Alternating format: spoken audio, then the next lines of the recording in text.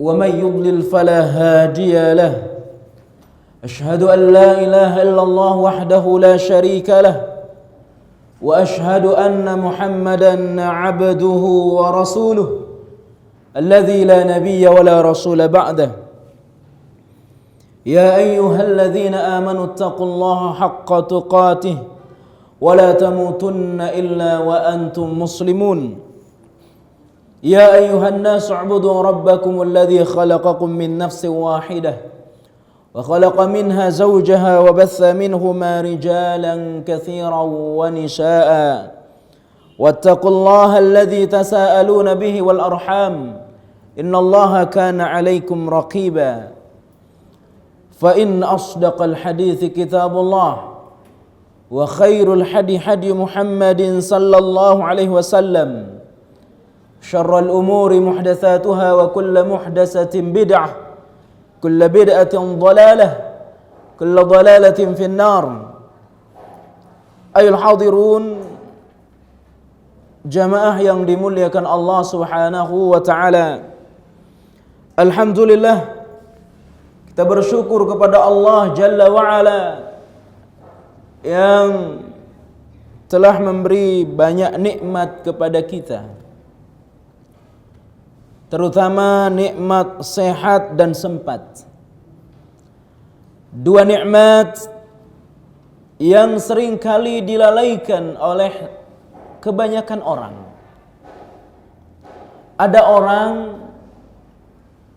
diberikan kesehatan, tetapi di waktu sholat zuhur dia masih sibuk dengan perkara dunia. Padahal azan sudah berkumandang, dia masih sibuk dengan ada rapat di kantor. Dia tidak punya waktu karena disibukkan dia oleh perkara dunianya. Dia sehat. Begitu nanti salat maghrib, dia masih mengurai macet. Di saat orang-orang sudah berada di masjid untuk salat maghrib berjamaah, dia tak punya banyak waktu untuk beribadah, padahal dia sehat. Tapi Bapak Ibu jamaah yang dimuliakan Allah Subhanahu wa taala, ada orang punya banyak waktu tetapi kesehatannya sudah terganggu. Masya Allah. Dia pingin baca Quran yang banyak, tetapi mata tidak kuat lagi. Begitu berlama-lama baca Quran, air mata ini kayak orang nangis baca Quran. Padahal memang sudah gak sanggup berlama-lama dengan lihat Quran. Dia punya banyak waktu, tetapi kesehatan sudah terganggu. Dia pingin salat tahajud satu malam satu juz, karena memang sunnahnya salat tahajud itu satu malam satu juz tuh. Paling tidak 100 ayat. Dia pingin. Tetapi jamaah yang dimuliakan Allah Subhanahu wa taala, kesehatannya sudah terganggu. Bangun dari sujud mesti pegang lutut. Maklum sudah tua. Tetapi dia punya semangat. Kesehatan sudah terganggu. Oleh karena itu jamaah yang dimuliakan Allah Subhanahu wa taala, dua nikmat ini Allah anugerahkan kepada kita. Paling tidak saat ini kita diberi kesempatan oleh Allah Jalla wa Ala berada di majelis ilmu yang dengannya dosa-dosa kita diampuni oleh Allah Subhanahu wa taala. Dan kita berharap memang semoga dosa kita diampuni, karena setiap langkah kaki kita, kaki kanan kita adalah pahala, kaki kiri kita ngurangi dosa-dosa kita. Masya Allah. Yang ini tidak banyak orang mengerjakannya, tetapi sekarang kita bisa mengerjakan. Kita diberi kesempatan oleh Allah Subhanahu wa taala. Semoga kesempatan semacam ini tetap ada pada diri kita, sehingga kita terus bersemangat untuk berada di majelis ilmu semacam ini. Bapak Ibu jamaah yang dimuliakan Allah Subhanahu wa taala, kajian kita pada hari ini adalah 3 perkara yang diridhai dan dimurkai oleh Allah Subhanahu wa taala. 3 perkara yang diridhai dan dimurkai oleh Allah Jalla wa Ala. Hal ini terangkat dari satu hadis yang diriwayatkan oleh Imam Muslim. Saya bacakan hadisnya. Ya. Saya lupa tadi ngasih harakatnya.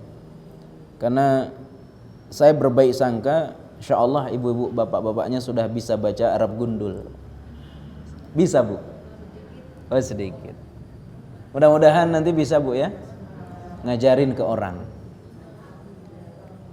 Tapi itu hebatnya Quran tuh. Quran itu tanpa harakat kita bisa baca tuh. Itu hebatnya, mukjizatnya Quran begitu tuh. Hadis yang datang dari sahabat Abu Hurairah radhiyallahu anhu qala Rasulullah sallallahu alaihi wasallam, innallaha yarda lakum thalatha. Innallaha yarda lakum thalatha wa yukrihu lakum thalatha. Fayarda lakum an ta'buduhu wa la tushriku bihi syai'a wa an ta'tasimu bihablillahi jami'a wa la tafarraqu. Wa yukrihu lakum qila wa qala wa kathratas su'ali wa idha'atil mali. Datang dari sahabat Abu Hurairah radhiyallahu anhu, sesungguhnya Allah Subhanahu wa taala meridai kepada kalian 3 perkara. Yang pertama adalah, ya, hendaklah kalian beribadah kepadanya, jangan pernah menyekutukannya. Ini yang pertama. Beribadah kepada Allah Subhanahu wa taala dan tidak pernah menyekutukannya. Lalu yang kedua adalah, hendaklah kita senantiasa berpegang teguh kepada tali Allah yang kuat dan jangan pernah bercerai-berai. Yang kedua, berpegang teguh terhadap tali Allah dan jangan pernah bercerai-berai. Lalu yang ketiga adalah, hendaklah kita senantiasa memberi nasihat terhadap orang-orang yang telah Allah serahkan kepada mereka urusan. Jadi saling memberi nasihat terhadap orang yang telah Allah serahkan kepadanya berbagai macam urusan. Adapun 3 perkara yang dibenci oleh Allah, 3 perkara yang dimurkai oleh Allah Subhanahu wa taala. Yang pertama adalah qila wa qala, katanya. Tuh. Jadi yang pertama qila wa qala. Katanya sih nggak tahu, katanya, pokoknya katanya. Nanti kita akan bahas tuh. Lalu yang kedua adalah wa kathratas su'ali, banyak nanya. Masya Allah, banyak nanya. Kalau begitu nggak usah nanya, nanti kita akan bahas. Dan yang ketiga adalah idha'atal mali, idha'atal mali, menghambur-hamburkan harta, menghambur-hamburkan harta. Jamaah yang dimuliakan Allah Subhanahu wa taala. Pertama, kita memahami dari hadis ini tentang sifat Allah. Bapak Ibu jamaah yang dimuliakan Allah Subhanahu wa taala, di dalam ajaran kita ada yang disebut dengan tauhid. Kita pernah belajar itu. Ada tauhid. Para ahli membagi tauhid. Yang pertama ada tauhid rububiyah. Ada tauhid apa? Rububiyah. Tauhid rububiyah artinya keyakinan bahwa Allah yang mencipta, Allah yang menganugerahkan rezeki, Allah yang menghidupkan, Allah yang mematikan, Allah yang mengatur seluruh jagat raya ini. Ini namanya tauhid rububiyah. Yang kedua adalah ada yang disebut dengan tauhid al-uluhiyah. Tauhidul uluhiyah. Tauhidul uluhiyah artinya setelah kita mengaku bahwa Allah yang mencipta, Allah yang menganugerahkan rezeki, Allah yang mengatur seluruh jagat raya ini, Allah yang menghidupkan, Allah yang mematikan, maka tauhid uluhiyah meyakini bahwa Allah satu-satunya yang berhak diibadahi, lalu kita beribadah kepadanya. Itu tauhid uluhiyah. Jadi kita beribadah hanya kepada Allah Jalla wa'ala. Ini tauhidul uluhiyah. Dan yang ketiga adalah apa yang disebut dengan apa? Tauhidul al-asma' was sifat. Masya Allah. Jadi tauhid tentang nama-nama Allah yang indah dan sifat-sifat Allah yang tinggi.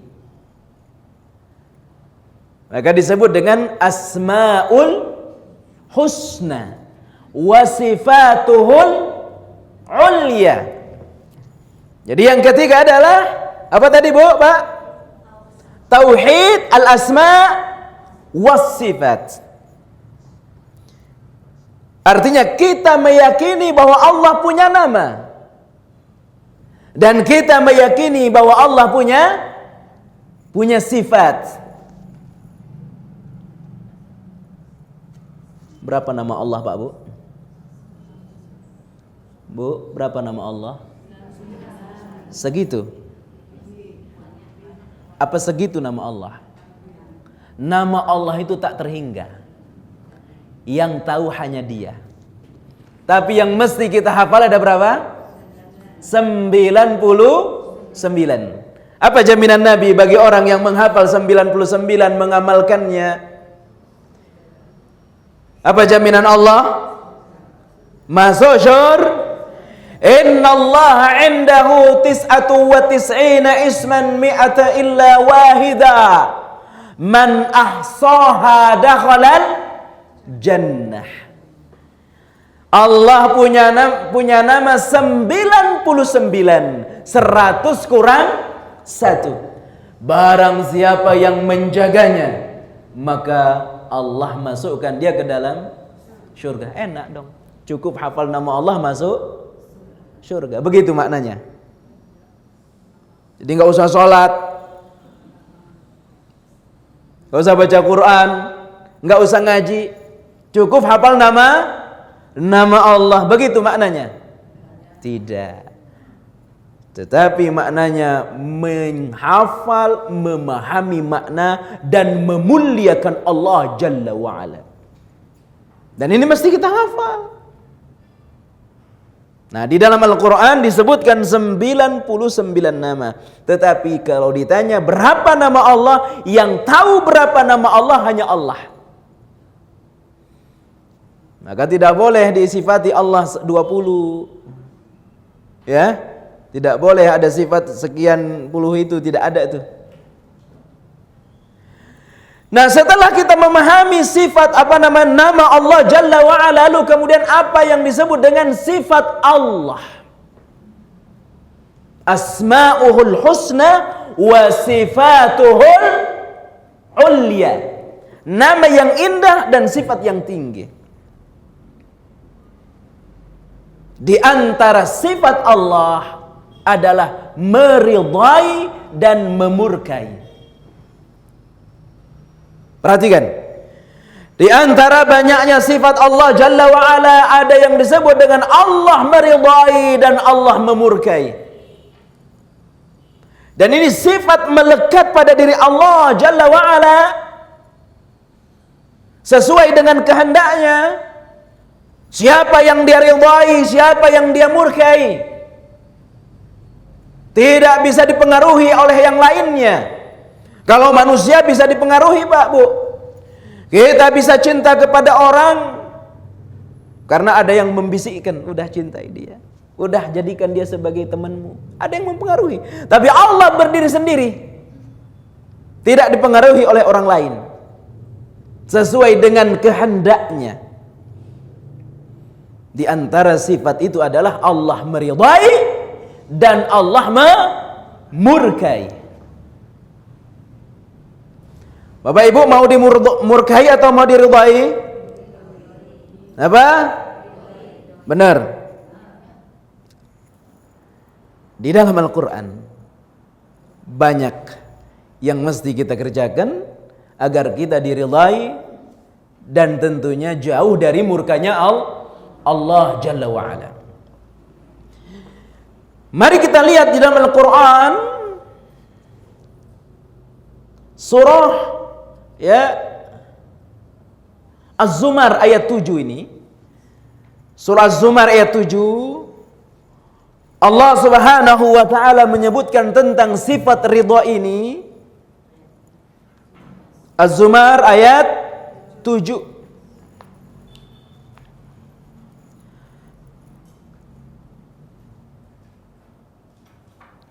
Saya baca, Bu, ya. In takfuru fa innallaha ghaniyun ankum.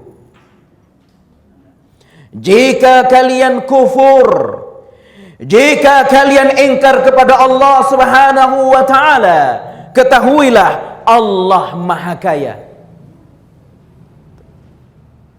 Allah Maha Kaya.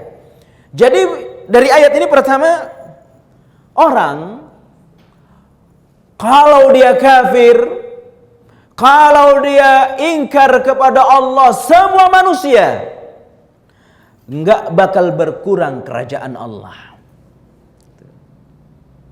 Jadi kalau seluruh makhluk ini ingkar kepada Allah Subhanahu wa ta'ala, kafir kepada Allah Subhanahu wa ta'ala, maka kerajaan Allah tidak akan pernah berkurang karena Allah Maha Kaya. Manusia itu miskin, fakir manusia. Yang kaya siapa? Allah Subhanahu wa ta'ala. Tanda orang fakir itu apa, Bu? Pak? Tanda orang fakir itu apa? Orang fakir itu selalu merasa kurang. Itu orang fakir itu. Dan Allah itu nggak pernah kurang. Allah nggak punya kekurangan, sekecil apapun. Manusia ini tempat kekurangan.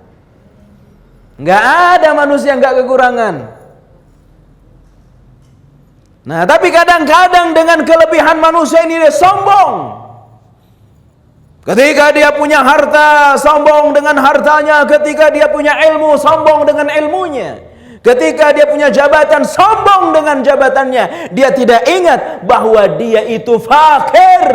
Yang kaya hanyalah Allah Jalla wa'ala.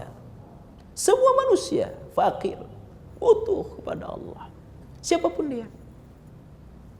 Allah enggak butuh sama siapa. Enggak butuh. Allah Maha Kaya.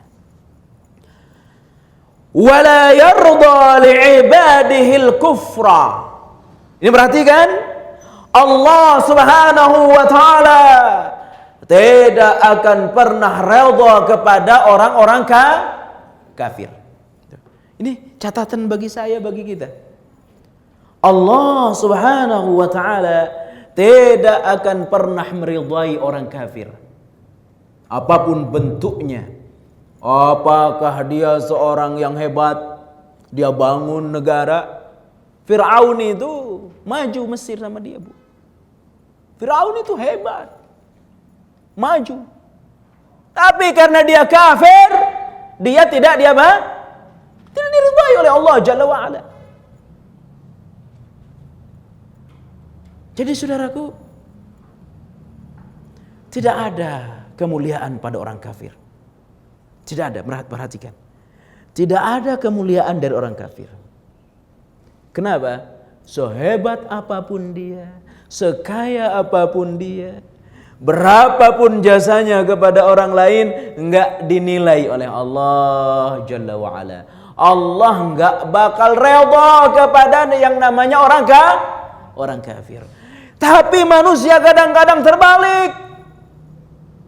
Perhatikan ungkapan para ulama, di antaranya Syekh Utsaimin rahimahumullah dalam kitabnya Ushulus Tsalatsah. Kata beliau begini, segala sesuatu yang diridhai oleh Allah, maka kita sebagai orang yang mengaku beriman kepada Allah mesti redha terhadap apa yang diridhai oleh Allah. Dan segala sesuatu yang dimurkai oleh Allah, kita sebagai orang yang beriman kepada Allah Jalla wa'ala harus pula murka terhadap sesuatu yang apa tadi? Dimurkai oleh Allah. Tapi kadang-kadang tidak manusia ini. Apa yang dimurkai oleh Allah kadang-kadang dicintai oleh manusia. Apa yang dicintai oleh Allah kadang-kadang dimurkai oleh manusia.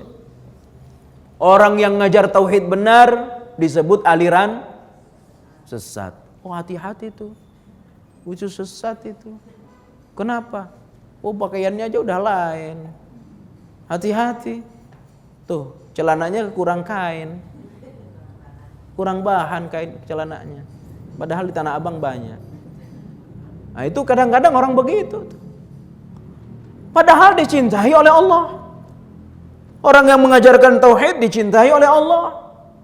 Orang yang mengamalkan sunnah adalah pengikutnya Nabi Muhammad SAW. Tetapi kadang-kadang sesuatu yang dicintai oleh Allah, sesuatu yang diridhai oleh Allah, dimurkai, difitnah oleh manusia. Itulah manusia. Padahal ngaku dia beriman kepada Allah Jalla wa'ala.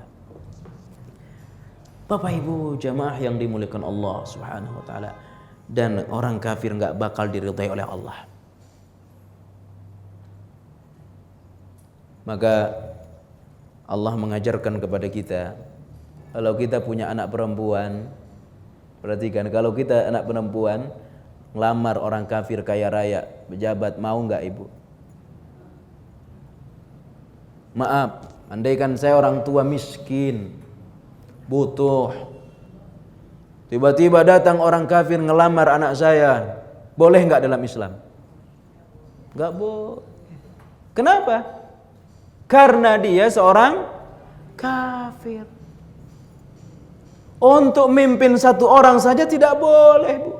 Apalagi mimpin jutaan manusia. Itu perhatikan tuh. Untuk mimpin seorang anak perempuan kita terlarang. Gak boleh kita nikahin anak perempuan kita dengan orang kafir. Gak boleh. Untuk seorang diri anak perempuan, apalagi mimpin jutaan, tidak boleh, terlarang tuh. Ini harus kita perhatikan baik-baik nih. Ajarkan kepada orang, nasihati kepada orang. Jangan loyal kepada orang kafir. Kenapa? Allah gak bakal redha kepada mereka. Meskipun dia baik, meskipun dia berjasa, Meskipun dia suka membantu, tapi dia kafir, nggak bakal diridhai oleh Allah Jalla wa'ala. Ini perhatikan. Ya, akan dilarang dalam Islam itu. Nak perempuan kita nikah dengan laki-laki kah? Dilarang. Apalagi lebih dari itu. Jadi saudaraku, jamaah yang dimuliakan Allah Subhanahu wa taala. Bapak Ibu ingat kisah Nabi Nuh? Siapa dia punya anak? Siapa anak Nabi Nuh? Yang tenggelam di laut? Kan'an. Gimana ceritanya? Coba ada yang bercerita. Nabi Nuh bikin kapal di atas gunung. Apa kata istrinya Nabi Nuh? Gila nih suami saya nih. Gimana bikin kapal di atas gunung? Gimana cara nuruninnya? Makanya ya di antara calon penghuni neraka itu istrinya Nabi Nuh tuh dalam surat Tahrim disebutkan tuh. Ya. Dan calon penghuni surga yang sudah dijanjikan surga adalah istrinya Fir'aun, nanti dilihat dalam surat Tahrim tuh. Nah, ketika kapal selesai, maka Nabi Nuh ngajak orang-orang untuk naik kapal. Termasuk yang dia ajak siapa?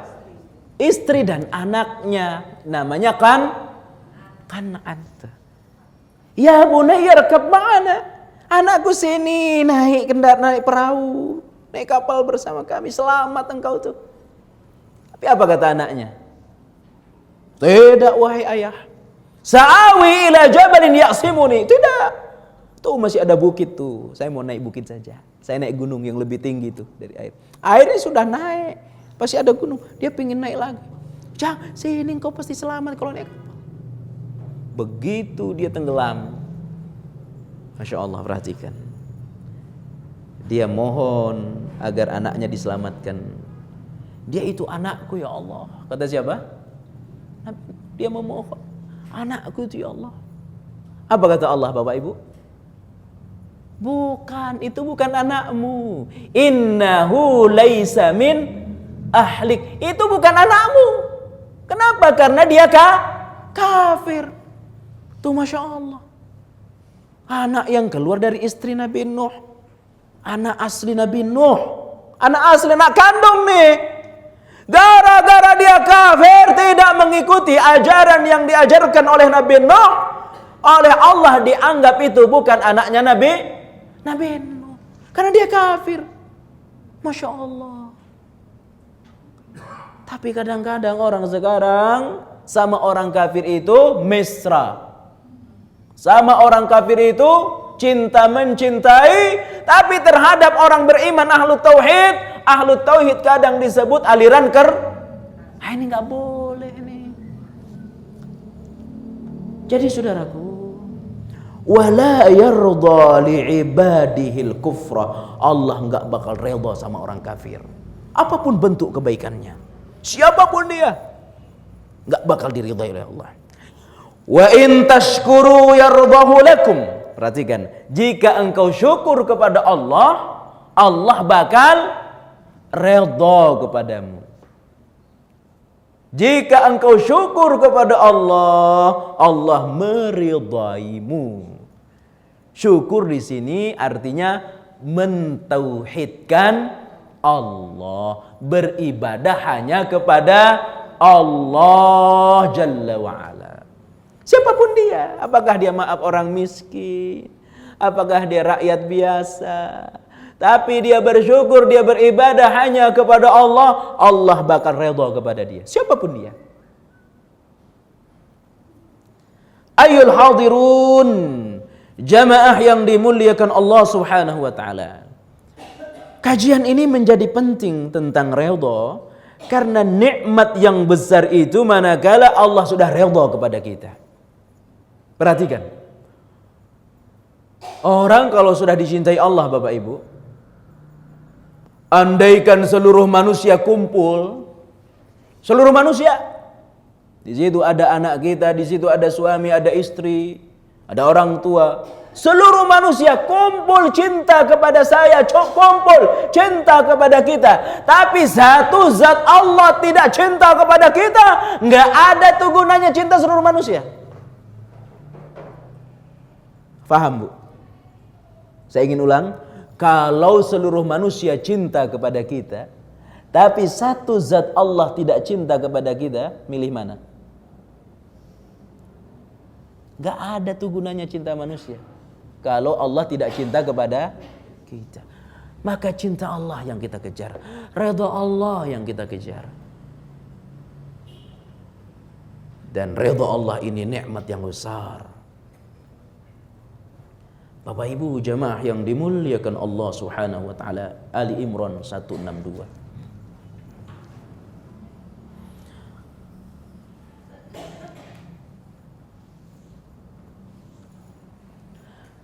Kenapa kita mengejar ridha Allah? Karena ridha Allah berbuah surga. Sudahkah ada kelompok manusia yang pasti diridhai Allah? Saya ulang. Apakah sudah ada kelompok manusia yang pasti diridhai oleh Allah? Ada tidak? Bapak Ibu? Saya ulang, apakah sudah ada sekelompok manusia yang dulu sampai yang terakhir sudah pasti dapat ridha Allah? Siapa? Para nabi. Lalu siapa lagi? Para sahabat. Masya Allah. Para sahabat itu generasi yang telah diridhai oleh Allah. Nikmat hidup mereka. At-Taubah 100, Bapak Ibu bisa lihat. At-Taubah 100.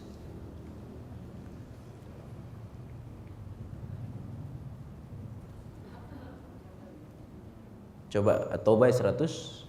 Ini boleh ada yang baca? Silakan dibaca. Boleh artinya. Kalau mau pahalanya besar Arabnya.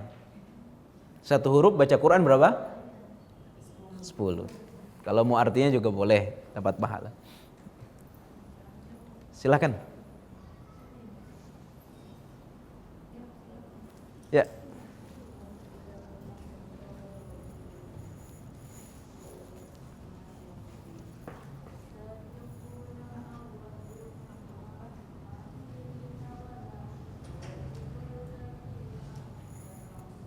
Ladzinat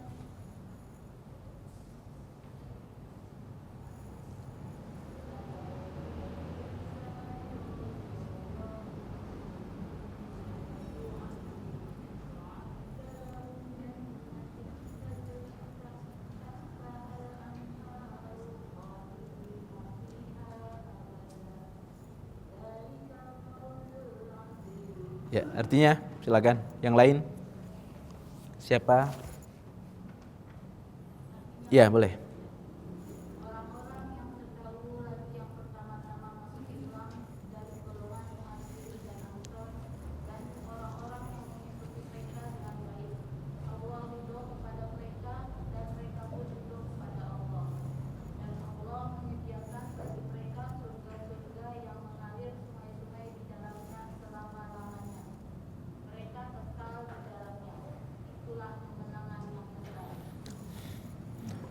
Bapak Ibu jamaah yang dimuliakan Allah Subhanahu wa taala. Inilah manusia itu, Bapak Ibu. Inilah generasi itu. Generasi para sahabat yang memperjuangkan apa saja. Harta mereka, darah mereka mengalir.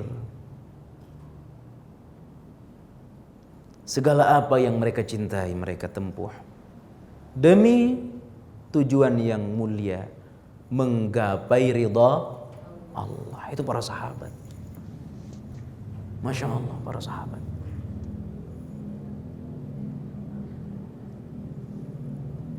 Apapun yang mereka harus lakukan asal dapat ridha Allah, maka jaminannya pun luar biasa. Mereka telah dijamin apa tadi? Surga. Itu para sahabat. berawal dari jaminan berupa keridhaan Allah Subhanahu wa taala. Mereka redha kepada Allah dan Allah pun redha kepada mereka. Allah balas dengan jannat, surga. Masya Allah. Kita datang ke sini waktu istirahat ini kan. Ini waktu tidur, Bu. Enak ini tidur jam sekarang nih. Tapi kita tinggalkan aktivitas tidur kita demi menggapai ridha Allah. Kalau bukan karena ridha Allah, kalau bukan karena cita-cita yang tinggi surga, ngapain kita panas-panas?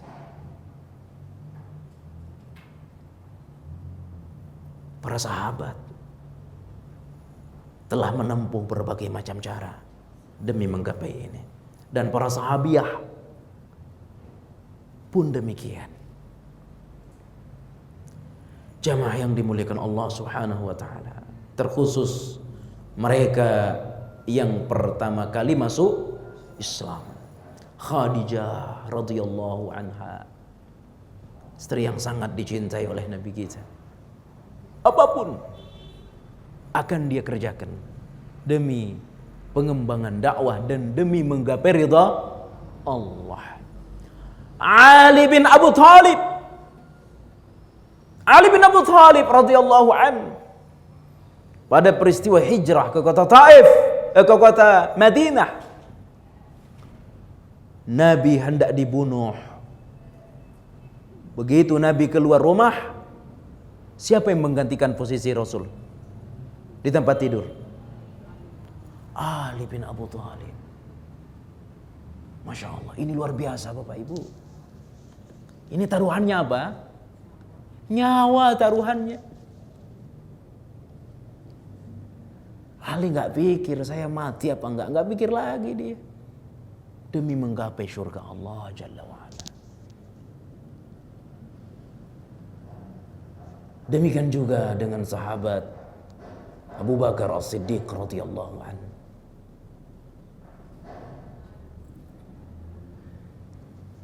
Rasul hijrah ke kota Madinah tengah malam.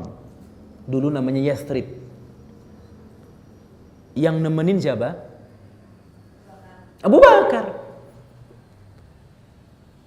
Abu Bakar tahu nggak resiko hijrah itu? Tahu. Dibunuh nih. Resikonya dibunuh. Keluar tengah malam dan siap dikejar oleh orang kafir, dan dia tahu resikonya mati. Tidak ada yang paling membahagiakan Abu Bakar As-Siddiq radhiyallahu an, yang sampai dia menangis saking bahagianya, selain peristiwa beliau diminta oleh Nabi kita menemani Rasul hijrah. Ini keadaan yang paling membahagiakan Abu Bakar As-Siddiq, sampai dia menangis saking bahagianya. Orang menangis karena sedih, tapi Abu Bakar menangis karena bahagia. Kenapa dia bahagia? Karena dia tahu resiko menemani Rasul adalah mati, dan dia pingin mati pada saat bersama Nabi demi menggapai surga Allah Jalla wa'ala. Ini Abu Bakar As-Siddiq. Tapi saya Bapak Ibu, tapi kita sebagai hamba yang ingin mendapatkan ridha Allah, hamba yang ingin mendapatkan jannahnya Allah, surganya Allah Jalla wa'ala, seperti apa dan sudah sampai mana perjuangan saya, sudah sampai mana perjuangan kita? Untuk duduk di majelis ilmu kadang berat, untuk bangun tengah malam berat, untuk baca Quran setiap hari kadang berat.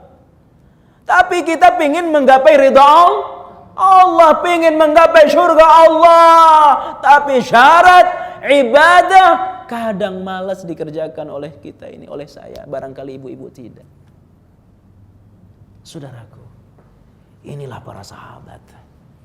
Maka sangat wajar ketika mereka di dalam ayat ini dijamin generasi yang sudah diridhai oleh Allah, dan jaminannya adalah surga. Inilah para sahabat. Nah, jamaah yang dimuliakan Allah Subhanahu wa taala. Ini yang harus saya hadirkan. Ini yang harus kita hadirkan terus. Bagaimana kita berbuat, ini Allah ridha apa tidak? Saya kalau nonton TV, Allah ridha apa tidak tontonan saya ini? TV kan isinya dangdut, sinetron. Nah, ketika kita nonton TV itu, Allah ridha nggak kira-kira kita dengar musik? Gak bakal. Allah ridha tidak kita nonton para artis yang membuka auratnya itu? Nggak bakal. Masya Allah. Tapi coba perhatikan, berapa juta pasang mata yang nonton acara itu, acara dangdut. Berapa juta pasang telinga yang mendengarkan acara itu. Tapi dalam diri mereka ingin dapat ridha Allah Jalla wa'ala. Saya kalau ceritain orang, menggibah orang, Allah ridha apa tidak? Gak bakal. Maka kalau Allah gak ridha, gak mungkin saya nyeritain orang. Ini yang harus saya hadirkan. Ini yang harus kita hadirkan. Pastikan segala sesuatu yang kita kerjakan, Allah ridha apa tidak. Dan rasa-rasanya kita sudah tahu mana yang Allah ridha, mana yang Allah murkai. Ini kalau difahami oleh setiap muslim, bakal mati TV-TV yang sifatnya maksiat itu. Nanti yang hadir seperti TV Roja, yang hadir seperti ya TV-TV yang Islami. Karena orang belum paham ini. Belum paham yang saya kerjakan Allah ridha apa tidak. Belum sampai ke situ. Nah, semoga dengan kajian ini pastikan saya nonton TV Allah ridha apa tidak. Oh, pasti nggak ridha kalau dengar musik. Pasti nggak ridha kalau dengar nonton sinetron. Nggak bakal kita nonton acara itu. Lalu yang diridhai ya ceramah. Yang diridhai adalah nasihat-nasihat, dengar Quran. Maka kita setir TV-TV Islami. Kita hijrah. Nah, jamaah yang dimuliakan Allah Subhanahu wa taala. Pastikan mulai dari yang kecil-kecil. Seperti tadi, di rumah kita enggak ada lagi acara musik. Sudah ngaji tapi masih suka dengar musik, masih suka nonton lomba musik, lomba dangdut. Nah, ini dipertanyakan nih. Pastikan tuh. Tapi ada jamaah saya, Ustaz, memang saya nonton musik, tapi saya sambil tasbih. Sambil menggal tasbih. Ya, begitu dia nonton, subhanallah, subhanallah, subhanallah. Tapi yang dia tonton ini ada nih pengakuan jamaah kita. Di sini ada nggak? Di sini nggak ada. Nggak tahu kalau di rumah nanti. Nah, ini nggak boleh. Ini nasihat kepada saya dan tentu kepada kita semua. Mari kita pikirkan, apa yang akan saya tonton, Allah ridha apa tidak? Apa yang akan saya dengar, Allah ridha apa tidak? Sudah pasti kalau musik-musik, apalagi kalau dia buka-buka aurat, Allah nggak bakal ridha. Allah nggak bakal ridha. Maka kita nggak bakal itu nonton. Bapak Ibu jamaah yang dimuliakan Allah Subhanahu wa taala. 3 perkara itu adalah dari sekian banyak amalan yang diridhai oleh Allah. Yang pertama, memurnikan ibadah. Ibadah hanya kepada Allah Subhanahu wa taala. Ini yang pertama. Kalau bicara tentang ibadah, tentu tidak lepas dari 2 perkara. Yang lalu kemudian disebut dengan syarat ibadah. Dan sudah pada ngaji, sudah pada tahu syarat ibadah ada 2. Yang pertama apa? Ikhlas. Yang kedua apa? Ittiba, mengikuti sunnah. Nah, jadi ikhlas al-ibadah, mengikhlaskan penghambaan hanya kepada Allah Subhanahu wa ta'ala. Mengikhlaskan ibadah hanya kepada Allah, tentu di dalamnya bicara niat. Bicara niat. Niat itu di dalam hati. Siapa yang tahu kedalaman hati? Nggak ada. Tidak bisa kita mengukur ini orang ikhlas apa tidak. Tidak bisa. Karena tidak bisa kita mengukur kedalaman hati dan niat letaknya di dalam hati, sementara hati ini sifatnya bolak balik, maka kita harus terus melatih hati kita agar kita diberikan hati yang ikhlas. Dan ini berat. Ini berat. Dan Allah nggak bakal menerima kecil besarnya ibadah yang tidak dilandasi dengan keikhlasan.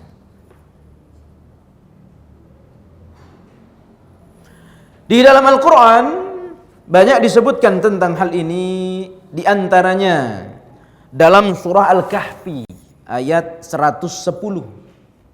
Surah Al-Kahfi 110. Ini surah yang memang sunnah kita baca kapan? Di Jumat. Sunnah kita baca. Nah, di dalam ayat 110-nya ini ayat terakhir,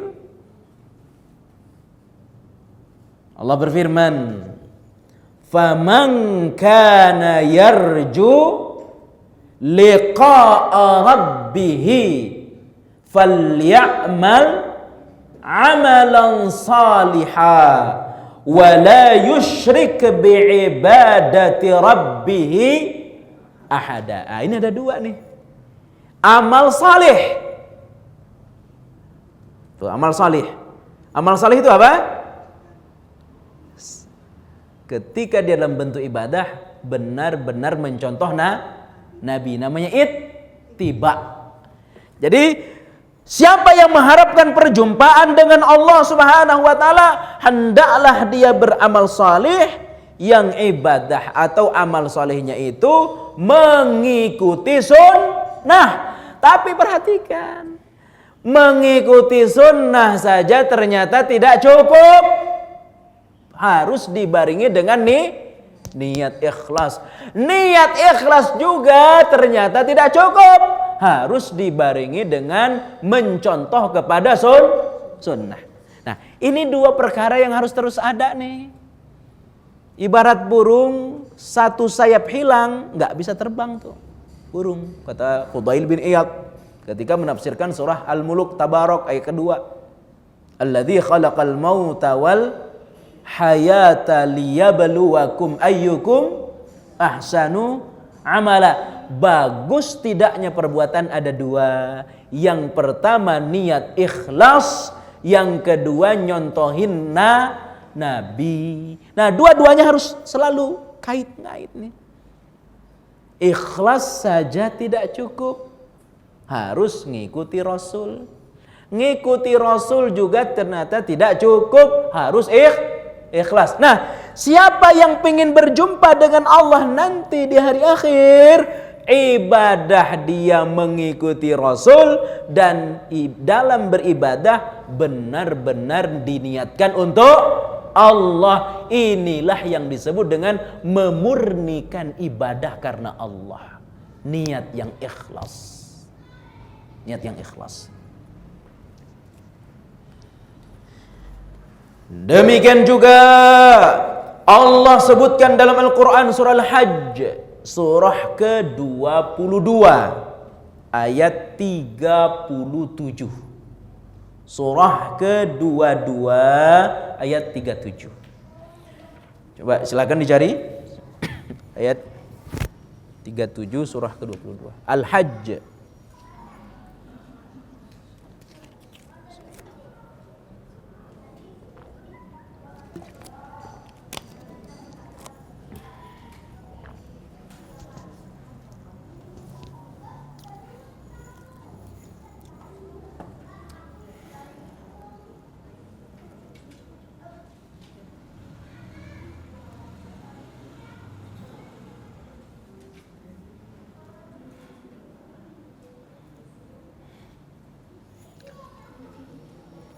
Ayat berapa Ibu?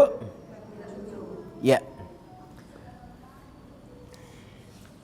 Apa firman Allah di sini? Silahkan kalau ada yang mau baca. Atau cukup saya? Ya, saya baca. la yanalallaha luhumuha wala dima'uha walakin yanaluhu taqwa minkum.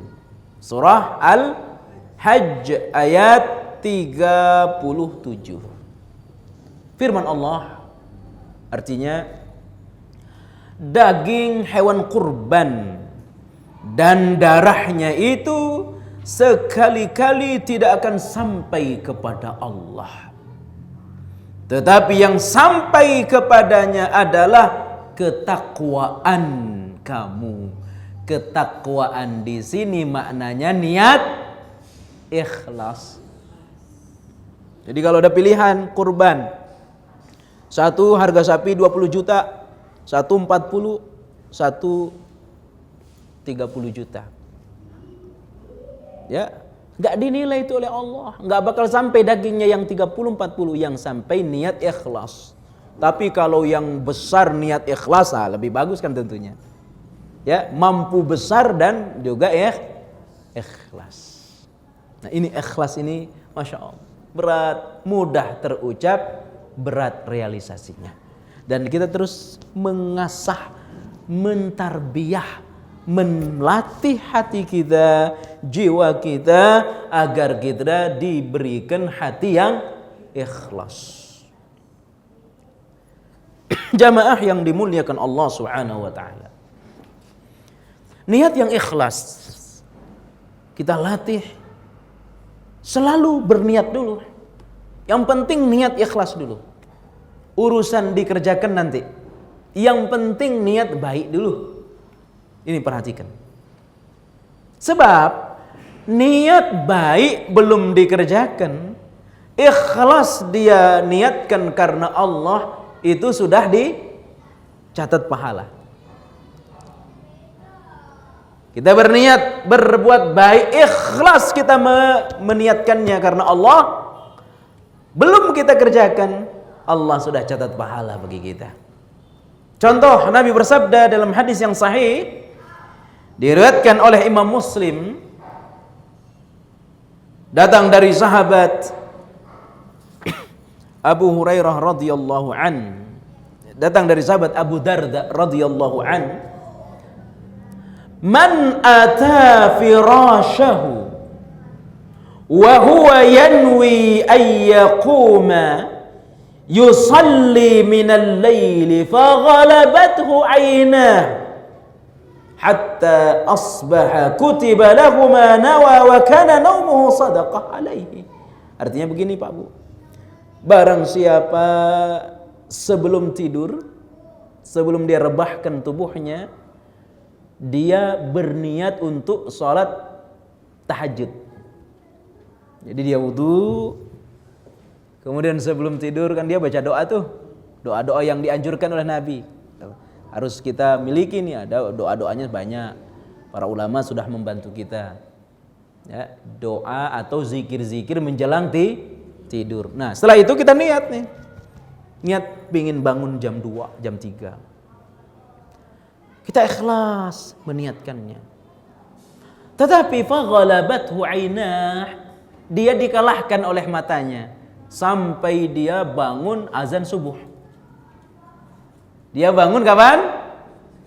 Sudah azan subuh dia bangun. Bagaimana penilaian Allah? Allah sudah catat dia orang yang sholat malam. Dia sudah dapat pahala sholat malam tuh.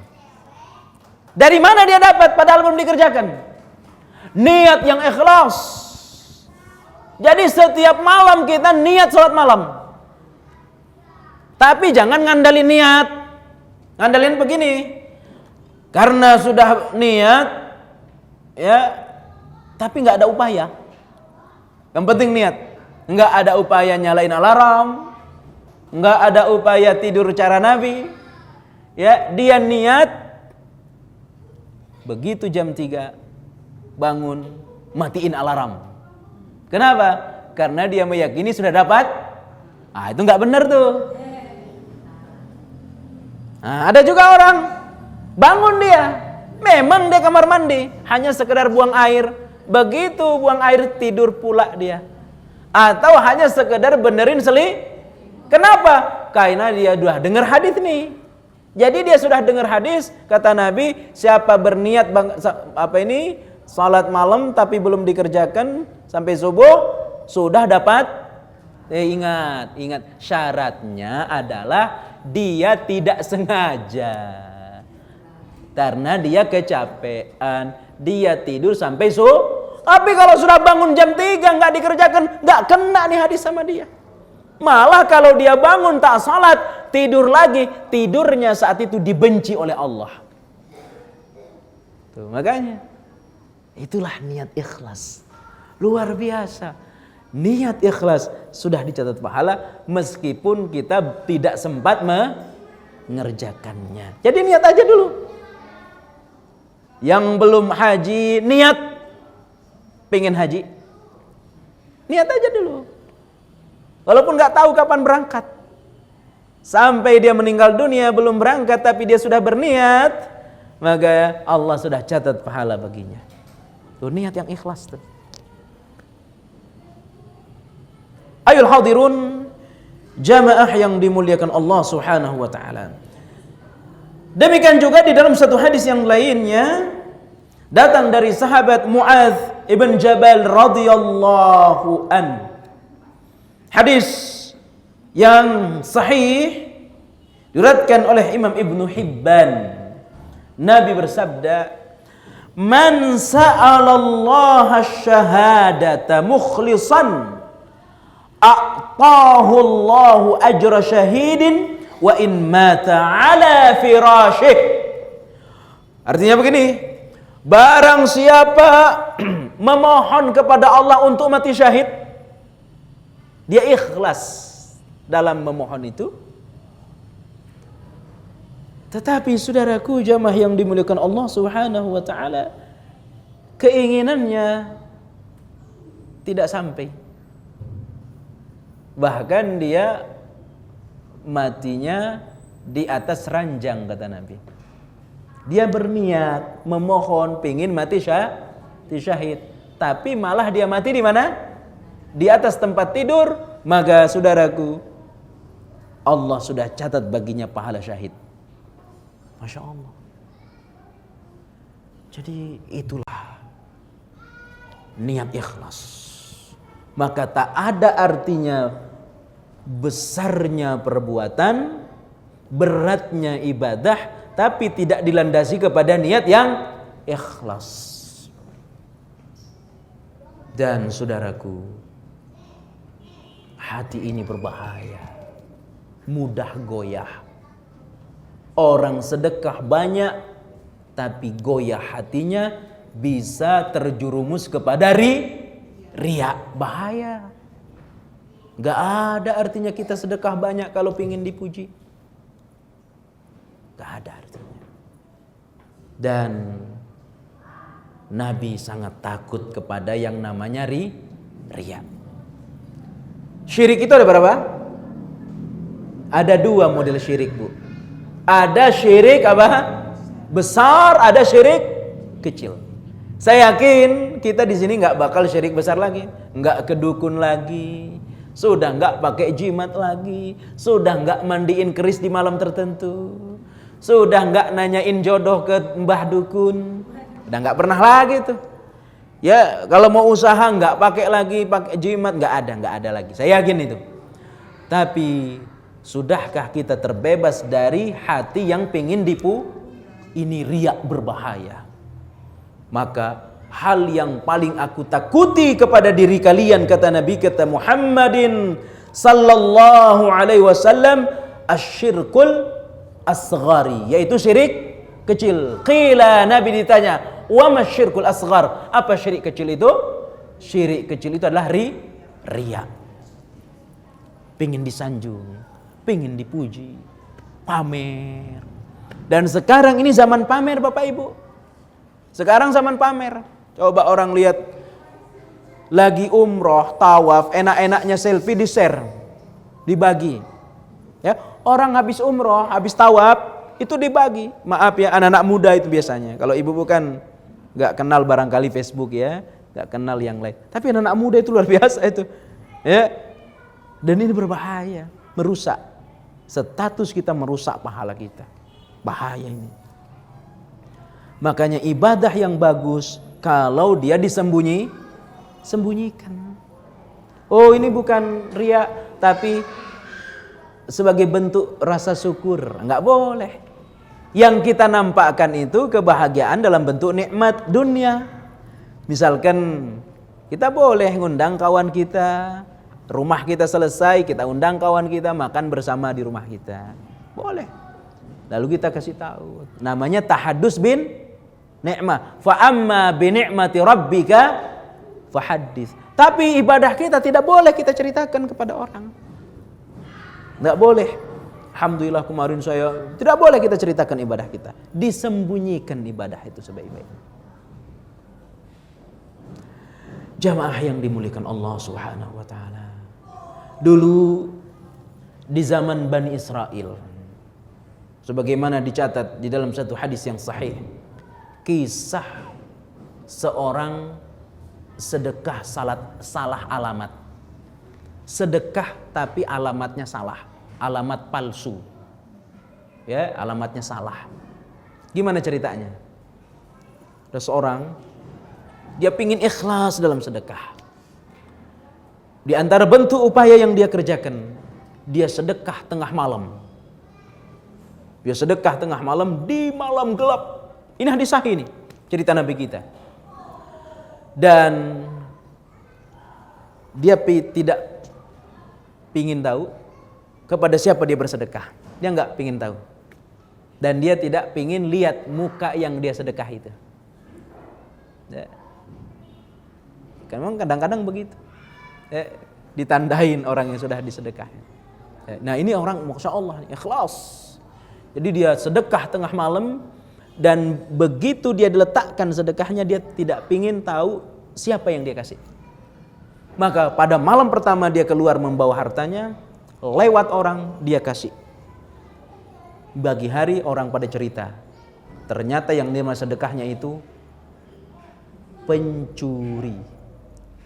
Yang nerima sedekahnya pencuri. Maka orang menceritakan dia, masa sedekahnya pencuri? Akhirnya dia muhasabah, introspeksi, ya Allah, saya ingin memperbaiki pahala saya, memperbaiki ibadah saya. Malam kedua dia keluar. Begitu ada orang lewat dia kasih. Dan pagi-pagi orang cerita, ternyata yang menerima sedekahnya maaf pezina. Maaf pelacur yang menerima sedekahnya. Akhirnya dia merasa bersalah dan dia berjanji kepada Allah ingin memperbaginya malam ketiga. Malam ketiga dia keluar bawa hartanya tengah malam. Lalu dia letakkan lagi hartanya karena ada yang lewat. Yang nerima sedekahnya kaya raya tapi bakhil. Tahu bakhil? Pelit. Orang kaya tapi pelit. Lengkap sudah. Jadi sedekah salah alamat.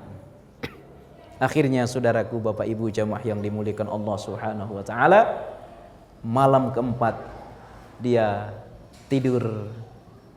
Lalu dia didatangi dalam mimpinya. Dia mimpi dalam tidurnya didatangi oleh seseorang dan disampaikan bahwa adapun sedekahmu kepada pencuri mudah-mudahan karena keikhlasanmu dia berhenti dari mencuri. Adapun sedekah yang engkau berikan kepada pezina mudah-mudahan dia berhenti dari perbuatannya. Adapun sedekahmu yang kau berikan kepada orang kaya tapi bakhil, mudah-mudahan dia menjadi derma. Berapa bulan kemudian 3 orang ini semuanya bertaubat. Tuh. Jadi sedekah yang ikhlas akan melahirkan ya pengaruh yang sangat bagus dalam kehidupan kita. Kita silaturahim ke orang baru pulang haji, baru pulang umroh, kita niat ikhlas. Pingin tahu kabarnya dia sehat apa tidak, kita pingin dengar cerita. Kita ikhlas mendatangi dia. Begitu kita pulang dibekali kurma ajwa, dibekali pokoknya bekal dari Mekah Madinah pulang haji.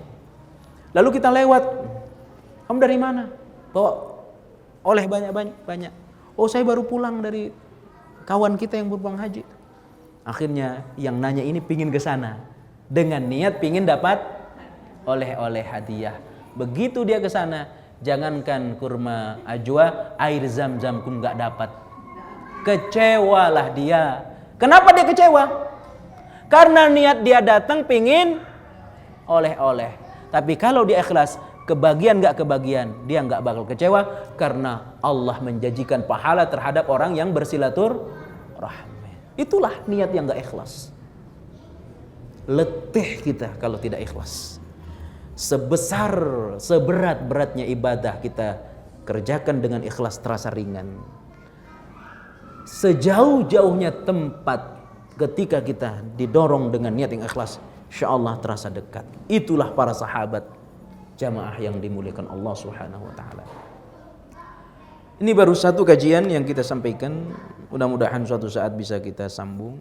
Saya sudah sampaikan bahwa asar ini saya harus ngisi kajian di Pulau Gadung, di kantor pajak, dan tadi zuhur saya ngisi kajian di Tanah Abang. Jadi mohon banyak maaf tidak bisa sampai waktu yang barangkali bisa sampai azan biasanya, karena saya harus ada tugas lagi membisi kajian di tempat yang lain.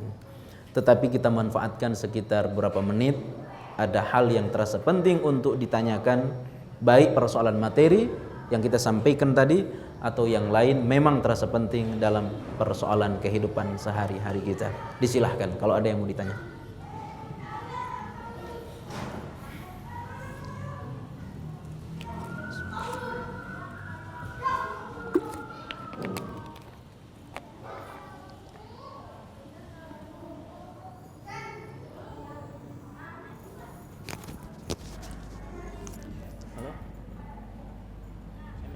Masih ceramah?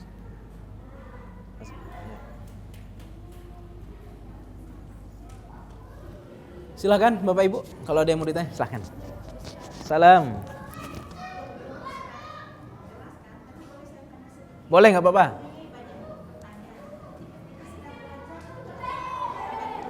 Ya. Itu pertama, pertanyaannya.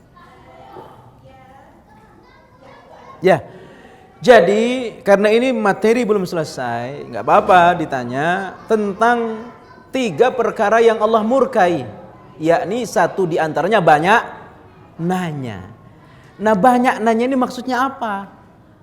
Banyak nanya yang dimaksud dalam hadis ini dia sudah tahu tapi ngetes orang. Ini dia bisa jawab apa tidak nih? Nah itu yang tidak boleh. Yang kedua, ingin menjatuhkan orang lain.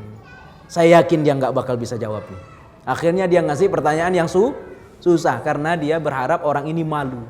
Wah Ustadz, masa itu aja nggak bisa jawab? Ini yang nggak boleh. Tapi kalau kita memang benar tidak tahu, kita tanya, bagus. Allah berfirman, fas'alu ahla dzikri in kuntum la ta'lamun. Kalau engkau tak tahu, tanya kepada ahlinya. Kita malah disuruh banyak nanya kalau tidak tahu. Atau yang kedua, kita sudah tahu jawabannya, tetapi barangkali orang lain belum tahu nih, ingin memberitahu, tetapi kita agak susah kalau kita langsung. Makanya kita melalui perantara Ustadz. Itu juga bagus. Sebenarnya kita sudah tahu, tapi barangkali orang lain belum tahu. Nah, biar orang lain juga tahu, ditanya langsung kepada Ustadz. Itu juga bagus. Demikian. Oke, yang lain silakan. Ya, fadhal.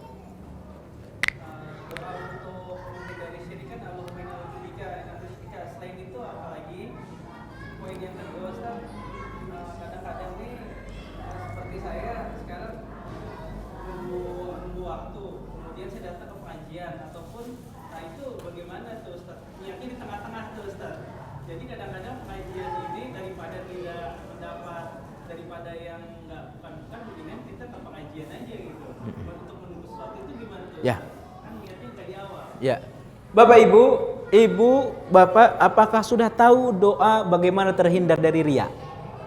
Itu ada doanya. Ya, nanti saya akan kirim kalau ada yang punya WhatsApp nih ya.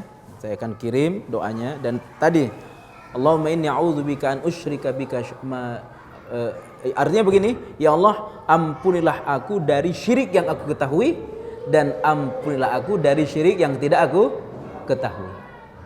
Dan ini berbahaya. Saking berbahayanya yang diajar oleh Nabi Abu Bakar. Jadi cerita hadis turun ini pelajaran kepada Abu Bakar. Insyaallah nanti kita akan kasih bagaimana. Yang kedua, kita mohon kepada Allah agar kita diberikan pahala yang diterima, ibadah yang diterima, dan itu dibaca setiap selesai subuh. Allahumma inni as'aluka ilman nafi'a wa rizqan tayyiba wa amalan taqabbala. Ini baca kapan? Setiap selesai subuh nih dan habis salat maghrib. Wa amalan mutaqabbala, amal yang diterima. Amal yang diterima sudah mencakup di dalamnya kita diberikan hati yang ikhlas, dan ibadah yang saya kerjakan ini mencontoh kepada Rasulullah SAW. Dan kita juga minta kepada Allah, ya muqallibal qulub tsabbit qalbi ala dinik. Ini kita mohon kepada Allah. Kenapa? Hati ini bolak-balik. Makanya kadang-kadang awal nggak ada niat, tetapi di tengah ada niat. Ya itulah hati bolak-balik. Nah bagaimana ini? Di rumah saya pingin ya lewat saja, nggak ada niat dengerin pengaji. Tiba-tiba ada pengajian, ya udah datang saja ikuti. Ini sudah bagian dari ikhlas. Sudah bagian daripada keikhlasan. Bisa jadi niat orang itu di tengah. Ya, misalkan dari awal dia tidak ikhlas, tapi di tengah dia ikhlas, bisa dinilai separuh dari keikhlasannya oleh Allah. Tentu harapan kita niat ikhlas itu dari awal. Tapi kan namanya hati bolak-balik. Wallahu a'lam bishawab. Demikian. Silakan yang lain. Enggak apa-apa.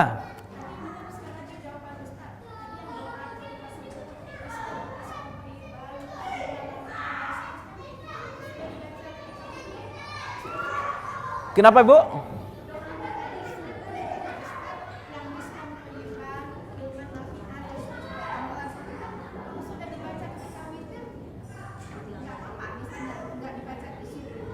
Itu memang sunnahnya habis subuh dan habis maghrib. Ya. Kalau habis salat witir ada lagi doanya. Ya. Ada lagi doanya. Dan ini mirip lagi dengan doa ketika kita setelah minum air Zam-zam, tetapi dengan ada tambahan yang lain. Oke. Oke, boleh.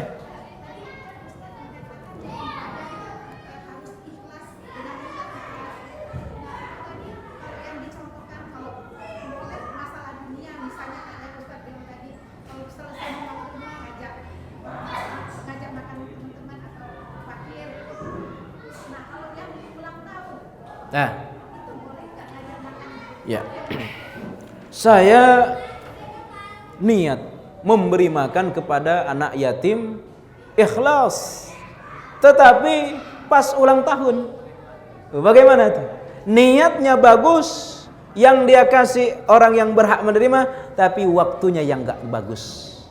Karena merayakan ulang tahun apapun bentuknya tak boleh. Termasuk perhatikan, sekedar mengucapkan selamat hari jadimu, lalu kita aminkan. Misalkan begini ya, mudah-mudahan umurmu bertambah, penyakitmu diangkat, rumah tanggamu berkah, rezekimu berkah, kita aminkan. Tidak boleh. Sekedar mengaminkan doa yang dikaitkan dengan ulang tahun tidak usah. Kenapa, Bu? Kenapa? Karena tasyabbuh. Dan ulang tahun, perayaan ulang tahun ini awalnya semua dari orang kafir. Wallahu a'lam bishawab. Jadi nggak usah, ya. Jadi nggak usah kita memberi makan kepada anak yatim kaitannya dengan ulang tahun. Tapi kalau di hari lain ya silahkan. Memang harus seperti itu.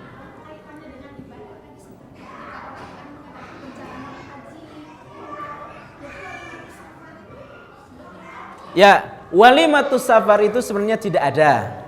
Yang ada adalah walimatul urush, walimah pernikahan. Walimatul khitan juga tak ada. Walimah sunat nggak ada. Tapi misalkan gini, itu perkara hati. Kita ngundang orang, kita makan-makan karena besok kita haji, itu rawan di hati. Kenapa? Seolah-olah kita mengumumkan kalau besok saya kan memberitahu orang untuk haji. Itu berbahaya di dalam hati kita, dan itu tidak usah kita kerjakan karena hati ini rawan. Demikian.